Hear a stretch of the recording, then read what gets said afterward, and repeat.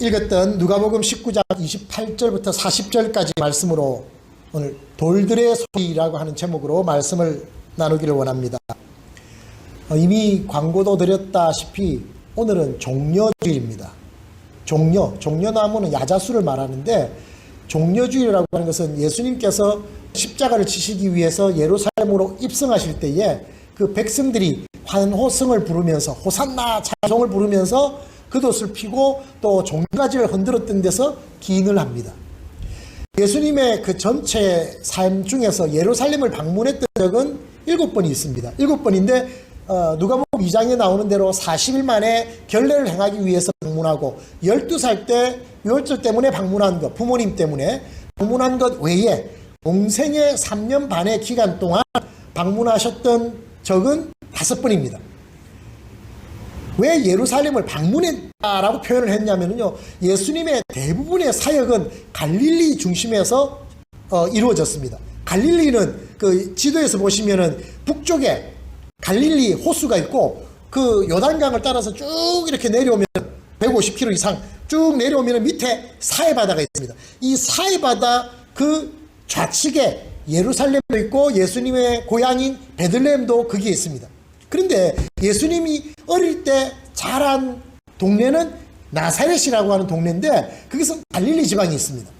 그 갈릴리 지방의 나사렛에서 자라고 그곳에서 사역을 시작을 하시고, 대부분의 제자들 10명 정도의 제자들을 그곳에서 선택을 하시고, 그곳에서 비유의 말씀도 대부분 전하시고, 오래 머물렀던 주된 지역이 갈릴리 지역입니다.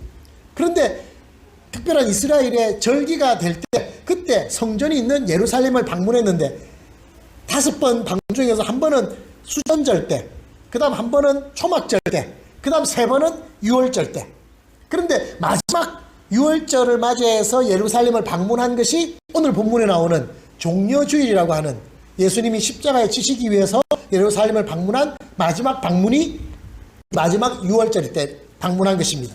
자, 이렇게 방문하시면서 벳박의 베다니 그 사이에 가셨을 때 제자들에게 말씀하십니다. 건넌 마을에 가면은 거기에 나귀 새끼가 매여 있을 텐데 그 나귀 새끼를 끌고 오느라. 누가 왜 끌고 가냐고 그러면 주가 쓰시겠다, 그렇게만 말해라 그랬습니다. 이게 말이 됩니까? 남의 집에 가가지고 남의 집에 외양간에 있는 소를 끌고 가면서 누가 쓰겠다, 우리 주인이 쓴대요, 그러면 그게 뭐 말이 되겠습니까? 허락하겠습니까? 그런데 예수님은 그렇게 제자들에게 명하셨고, 제자들은 그대로 순종했습니다. 갔더니 정말 나귀 새끼가 한 번도 타보지 않은 나귀 새끼가 매여 있었고, 풀려고 했더니 누가 와서 묻습니다. 왜 풀어갑니까? 주가 쓰시겠다, 그렇게 말씀했더니 그냥 가져가도록 허락했다는 것입니다. 별것 아닌 것 같은데, 이러한 우리 인간 사회에 있는 저 사람의 마음이 이렇게 움직여질까? 안 될 것 같은데 주가 쓰시겠다, 주께서 명하시면 안 되는 일이 없다는 것입니다. 저 사람은 원래 완고한 사람인데 안 된다, 그럴 것 아니라는 것입니다.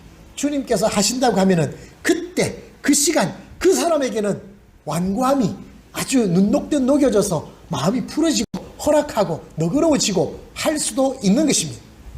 그래서 그 나귀 새끼를 끌고 와서 예수님께 데리고 왔더니 그 나귀 새끼 위에 제자들이 겉옷을 폈습니다. 아마 나귀 새끼 한 번도 타보지 않으니까 위에 뭐 들어온 것도 있었고 그랬을 수 있겠죠. 그래서 겉옷을 펴서 이렇게 안장처럼 그렇게 만들었습니다. 그리고 예수님이 거기에 앉으시고 가실 때에 겉옷을 피고 다른 사람들이 그 길가에 환영하는 의미겠죠. 길가에 피니까 또 다른 사람들이 종려가지를 가져와서 그 흔들면서 길가에 폈다.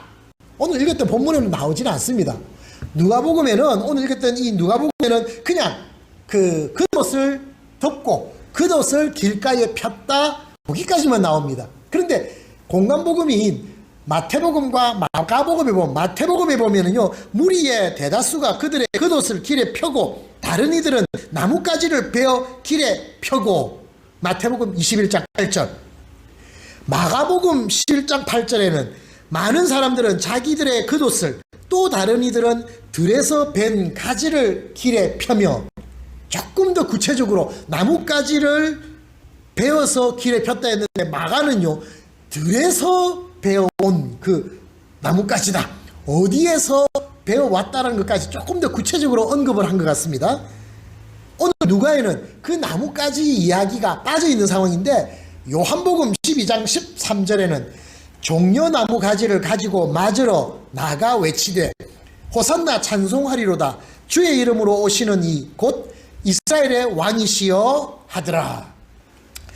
요한복음은 일반적으로 공간복음에 들어가지 않습니다. 공간복음은 마태, 마가, 누가 이 세 가지는 공간복음이다. 시납틱 가스펠, 신 하면은 with입니다. 함께. 그 다음에 옵티카, 시력 그런 말이죠. 그래서 본다 그런 말입니다. 함께 본다.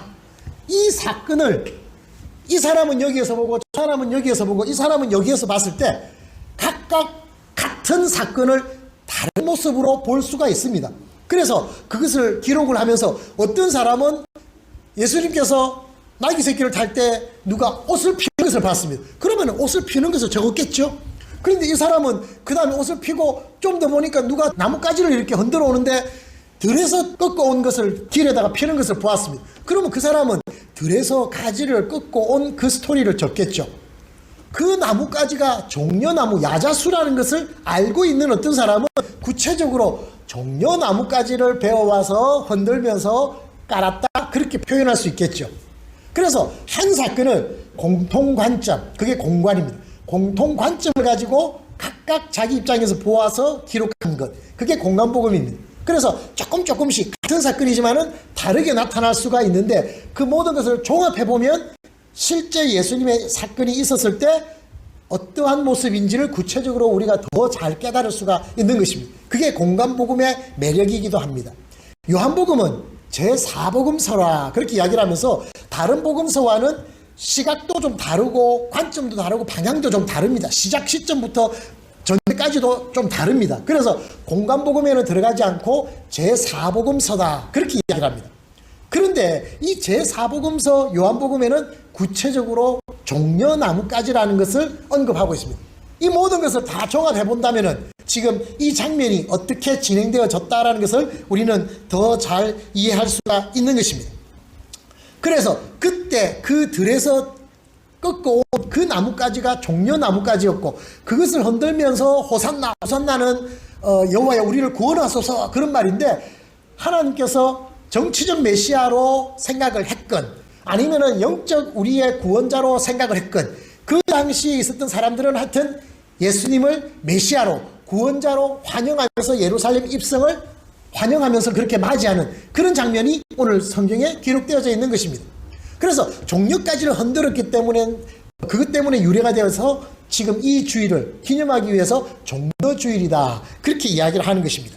자, 이 상황에서 이 모습을 보고 있던 별로 곧같게 보고 싶지 않은 그룹들이 있었습니다. 대부분의 군중들은 환영을 하고 있었는데 일부 사람, 바리새인들과 유대 종교 지도자들입니다. 이 예수님은 하나님의 아들이라 그러고 메시아라 그러기 때문에 자기들이 믿어오면서 얻었던 기득권들, 많은 부와 명예와 권력을 가지고 누려왔던 이 종교 지도자들은 예수님이 메시아가 되고 구원자가 되어지면은 자기의 기득권을 잃어버릴 수 있고 인기를 빼앗길 수 있다 이런 위기감을 느낀 것입니다. 그래서 예수님이 구원자가 되면 안 된다라는 생각들이 많았고 그것 때문에 시기 질투심이 있었고 또 자기들이 믿고 신봉해 오던 그 하나님에 대한 신성모독이다 이런 생각들이 되어졌던 것 같습니다. 그래서 예수님께 이런 질문을 합니다. 예수 선생이여 당신의 제자들을 책망하소서 이런 요청을 합니다.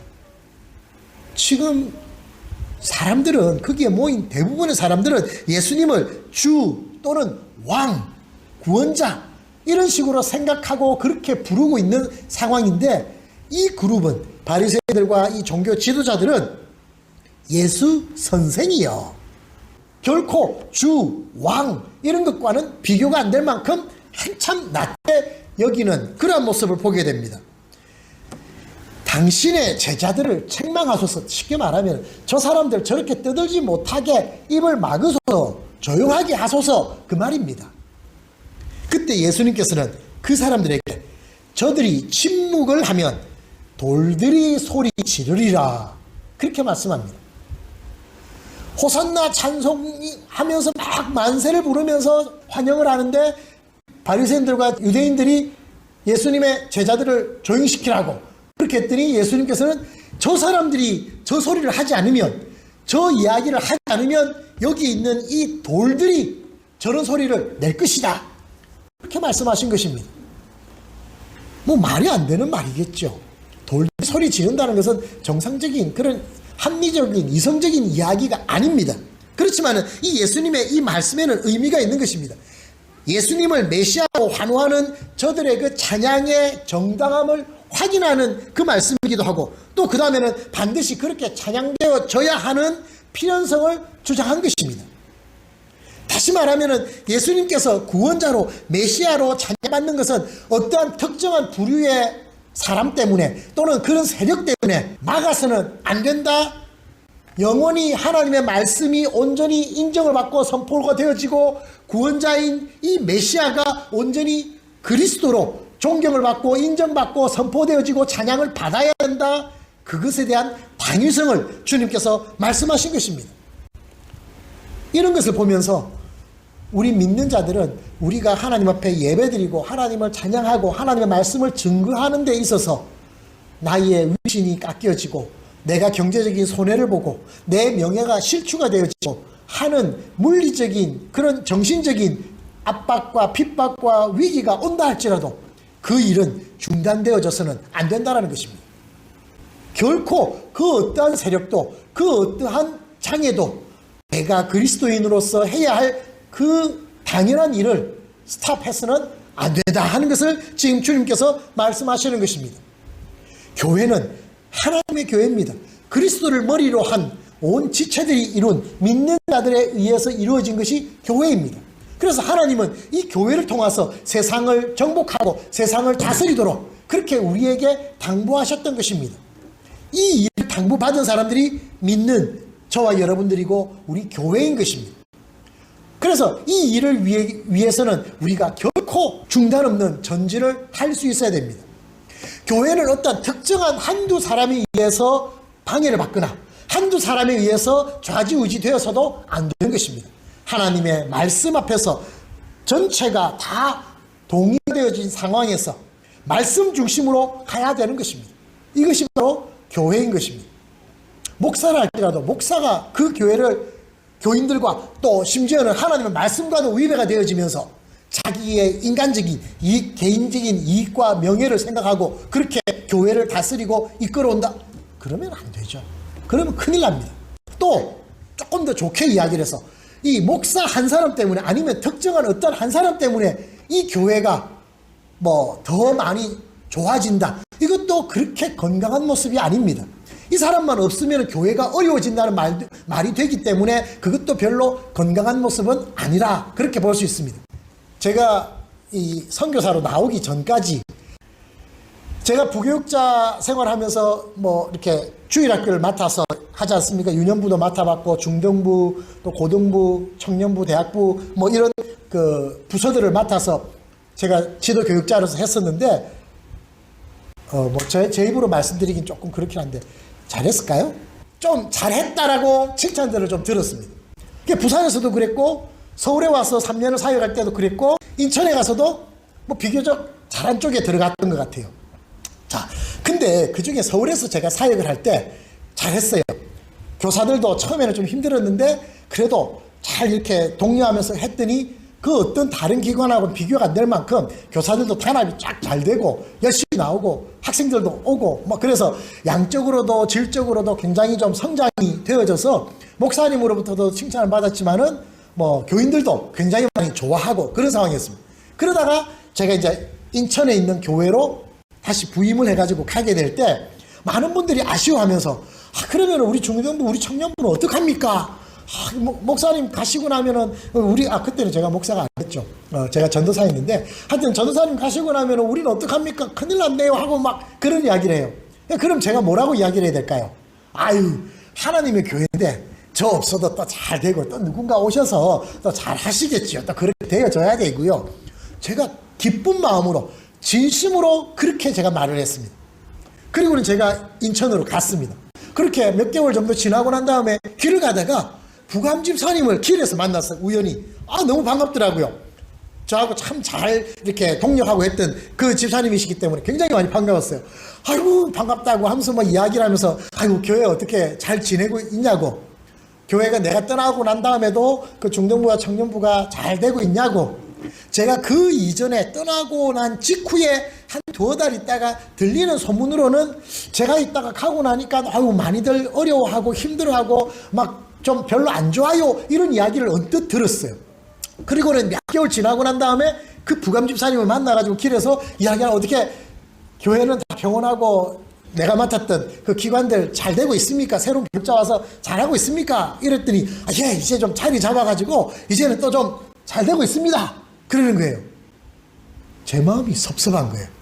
이 인간의 간사함, 얄팍함, 뭐 이런 것들을 내 스스로 내 모습을 보면서 그렇게 제가 느꼈던 적이 있습니다. 뭐 저의 부족함을 여러분들한테 이야기를 하는 것인데, 교회는 그렇게 되어서는 안 된다는 겁니다. 그거는 그 목사의 교회가 될 가능성이 아주 많기 때문에 그렇습니다. 교회는 그리스도를 머리로 둔 하나님의 교회여야 하는 것입니다. 그래서 하나님께서는 이렇게 하나님의 말씀이 바로 서고 하나님께서 그곳에서 온전히 위엄과 영광을 받으시는 그런 우리의 공동체가 되어질 때 하나님께서 기뻐하시는 것입니다. 그것이 바로 정상적인 교회의 온전한 모습인 것입니다. 이렇게 되어지지 않는다면 그건 문제가 되는 것입니다. 비정상이 정상을 대신하는 그러한 상황을 결코 만들어서는 안 됩니다. 우리가 내가 해야 될 그 역할과 그것은 내가 꼭 잘 감당할 수 있어야 하는 것입니다. 성경에는 말 못하는 것이 말하는 그러한 사례들이 여러 나타납니다.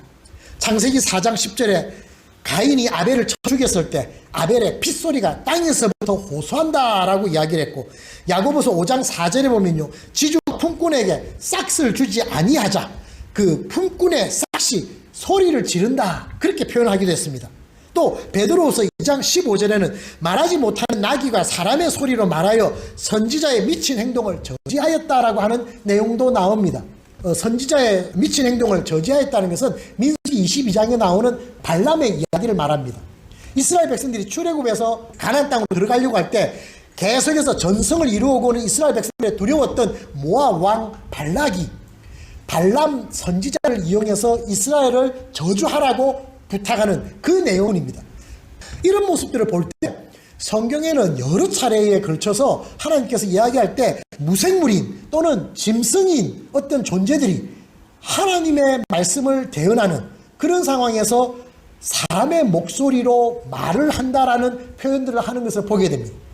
비정상적인 이러한 모습들이 정상의 현실에도 나타날 수 있음을 이야기하는 것입니다. 그러나 그것은 되어져서는 안 되는 일이 되어진 것입니다. 그래서 지금 예수님께서 종려주일날 예루살렘으로 오실 때 호산나 찬송하던 이 군중은 정상적인 모습이었고, 이들의 입을 막으소서라고 이야기를 해서 그렇게 되어지면 돌들이 소리 지르게 될 것이다 라고 하는, 이것은 비정상적인 모습을 이야기하는 것입니다. 사랑하는 성도 여러분, 지금 우리는 코로나라고 하는 이것 때문에 1년여 기간 동안 어떤 면에서는 우리의 입과 귀를 막고 하나님과의 관계가 단절되는 느낌을 가졌습니다. 그렇지만 그런 와중에서도 참 믿는 자들의 모습은 참 감격스럽기도 하고 참 대단하다, 그런 생각이 드는 모습들이 여러 나타났습니다.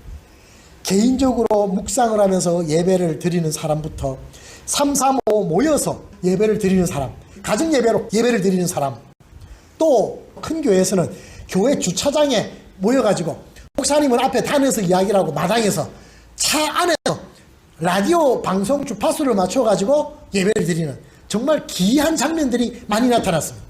그리고는 대부분의 교회가, 우리 교회도 지금도 이렇게 온라인 예배를 드리고 있습니다만, 온라인 예배, 이렇게 인터넷이라고 하는 이런 미디어 매체를 이용해서 이렇게 하다 보니까 전 세계에 그냥 동시에 다른 지역에 있는 사람까지 다 같이 예배를 드리는 이러한 장점이 있는 방법들까지 동원되어지는 것을 보게 됩니다. 코로나 아니면 그 어떠한 것이 우리를 막는다 할지라도 우리가 해야 할 이 예배자의 모습, 온전한 신앙인의 모습을 우리는 잃지 않으려고 했던 것 같습니다. 하나님께서 이 코로나 기간에 이런 모습들을 통하여서 이런 우리들의 그냥 온전히 하나님께 드리려고 하는 그런 몸부림과 발버둥 때문에 하나님께서 어떤 면에서는 더 많이 기뻐하시고 영광을 받으셨으리라고 생각이 되어지기도 합니다. 그러나 이게 정상일까요? 차 안에서 라디오 주파수를 통해서 목사는 저기에 있고 그렇게 이렇게 하고 미디어 매체를 통해서 코로나 전염될까봐 그냥 그렇게 만나지 못하고 지금 성도가 어떤 모습으로 예배를 드리는지 목사는 전혀 알지 못하는 상태로 또 함께 손을 잡고 호흡하며 서로 교제하고 하는 것도 단절된 채로 이렇게라도 예배 드려야 된다라고 해가 드리는 이것이 정상이라고 이야기할 수 있을까요? 어떤 일각의 목사님은요 오히려 더 플러스 효과가 많지 않느냐, 미국에 있는 사람, 영국에 있는 사람 다 같이 예배를 드릴 수 있는 그런 예배를 드릴 수 있지 않느냐, 그래서 온라인 교회의 생성을 강조하는 분도 있습니다. 세례는 어떻게 받을 수 있을까요? 성도의 교제는, 성도와 말씀 전하는 자와의 소통은 불가능하죠. 그래서 부분적으로라도 그렇게 할 수 있는 그런 것이 일반화되어지는 그런 움직임도 일각에는 있습니다. 저는 생각할 때 비정상이 정상의 흉내를 내고 있는 현상이 아닌가 그런 생각이 들어집니다. 온라인 예배나 뭐 라디오 예배나 뭐 무슨 또 다른 어떤 형태의 예배는 이런 코로나의 비상시국에 우리가 할 수 있는 최선의 모습, 특별한 경우의 모습입니다. 이것이 죄를 짓는 것이냐, 절대 해서는 안 되는 일이냐, 그렇지는 않습니다. 할 수 있고 우리는 기쁘게 하나님께 영광 돌리는 일을 최선을 다해서 했던 것 같습니다. 그러나 정상은 아니죠.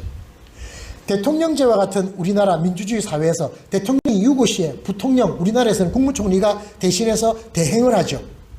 대통령이 유고가 되고 대행을 하는 부통령이나 국무총리가 다스리게 될 때 우리는 그 나라의 그 대통령제의 모습을 지금 정상적인 모습이라고 이야기하지 않습니다. 그러나 그건 잘못된 건 아니죠. 비상시국에는 할 수 있는 모습이긴 합니다. 그러나 할 수만 있다면 정상적인 모습으로 돌아가기 위한 노력과 열심과 방법들이 나와야 하는 것입니다. 지금 우리 코로나의 온라인 예배와 뭐 자동차 예배나 또 방송 예배나 뭐 이런 것들은 비상시국에 할 수 있는 그런 예배이고, 그리고 특별하게 출장을 가거나 몸이 아프거나 와서 예배드릴 수 없는 사람들에게 베풀어 주신 하나님의 은혜의 한 방편이라 그렇게 볼 수 있는 것입니다. 이것이 정상을 대신할 수 있는 그런 상황이 되어져서는 안 되는 것입니다. 뭐 굳이 이 코로나 때문이 아니라 할지라도, 어떠한 장애나 어떠한 이유라 할지라도 우리가 예배자로서, 신앙인으로서 하나님 앞에서 해야 할 그 역할과 의무는 중단될 수가 없는 것입니다. 변할 수가 없는 것입니다. 비정상적인 것이 정상을 대신하는 그런 일에 우리가 손 놓고 있어서는 안 된다는 것입니다. 모쪼록 저와 여러분들은 할 수만 있다면 속히 정상의 모습을 회복해서 하나님께 더 기쁘고 온전한 예배를 드릴 수 있는 그런 우리 교회, 우리 성도들이 될 수 있기를 주님의 이름으로 축원합니다.